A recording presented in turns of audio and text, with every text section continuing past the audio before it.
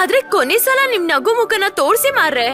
ಒಂದ್ ವಿಷಯ ಗೊತ್ತಾ, ನಾನ್ ನೋಡಕ್ಕೆ ಬುದ್ಧಿ ಇಲ್ದಿರೋರ್ ತರ ಕಾಣ್ಬೋದು, ಆದ್ರೆ ನಾನ್ ತುಂಬಾ ಬುದ್ಧಿವಂತೆ. ಕೆಲ್ಸದ ಬಗ್ಗೆ ನನಗೆ ಗೊತ್ತಿಲ್ಲ, ಆದ್ರೆ ನನ್ ಕಿವಿ ಹೋಗ್ತಾ ಇದೆ. ಸೊ ಪ್ಲೀಸ್, ಈ ಸಲ ನಾನ್ ಪಕ್ಕ ಹೋಗ್ತಿದ್ದೀನಿ.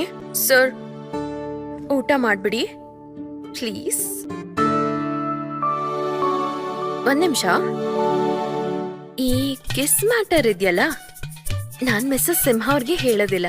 ಓಕೆ? ಸಾರಿ ವಿವೇಕ್, ನಿಮ್ಮಿಬ್ರು ರೊಮ್ಯಾನ್ಸ್ ನೋಡುವಂತ ಉದ್ದೇಶ ನನಗೆ ಇರ್ಲೇ ಇರ್ಲಿಲ್ಲ. ಹೌದಾ? ಹಾಗಾದ್ರೆ ಸುಮ್ನೆ ಏನಕ್ಕೆ ನನ್ ರೂಮಿಗೆ ಬರಕ್ ಹೋದೆ? ಇನ್ನೊಂದು ಇಂಪಾರ್ಟೆಂಟ್ ವಿಷಯ ಇತ್ತು, ಅದ್ ನನಗೆ ಹೇಳಲೇಬೇಕು. ನನ್ನ ಅತ್ತಿಗೆ ಇಂಚರ ಅಂದ್ರೆ ನಿನ್ನ ಸ್ಟೆಪ್ ಮಾಮ್ ನಮ್ಮ ಶತ್ರುಗಳ ಜೊತೆ ಕಾಂಟ್ಯಾಕ್ಟ್ ಅಲ್ಲಿ ಇದಾರೆ. ಏನ್ ಹೇಳ್ತಾ ಇದೀನಿ? ಮತ್ತೆ ಈ ಹುಡುಗಿ ರಾಧಾ ಇಂಚರ ಮೊದಲನೇ ದಿನನೇ ಇವಳನ್ನ ಭೇಟಿ ಆಗೋದಿಕ್ ಹೇಳಿದ್ಲು. ಇವಳೇನಾದ್ರೂ ನಮ್ ಶತ್ರು ಕಡೆ ಆಗಿರ್ಬೋದಾ? Be careful. ನೀನ್ ಜಾಗೃತಿಯಿಂದ ಇರು. ಹೊರಡ್ತೀನಿ ನಾನು. ಎಷ್ಟು ಸಲ ಹೇಳ್ದೆ ಕೇರ್ಫುಲ್ ಆಗಿರು ಅಂತ, ಆದ್ರೆ ನಿನ್ಗೆ ಅರ್ಥನೇ ಆಗಲ್ಲ. ವಿಷ ಇರೋ ಹಾವಿಂದ ಬೇಕಾದ್ರೂ ತಪ್ಪಿಸ್ಕೊಂಡ್ಬಿಡ್ಬೋದು, ಆದ್ರೆ ಮಿಸಸ್ ಸಿಂಹ ಅವ್ರ ಕೋಪದಿಂದ ಯಾರು ತಪ್ಪಿಸ್ಕೊಳಕ್ಕಾಗಲ್ಲ.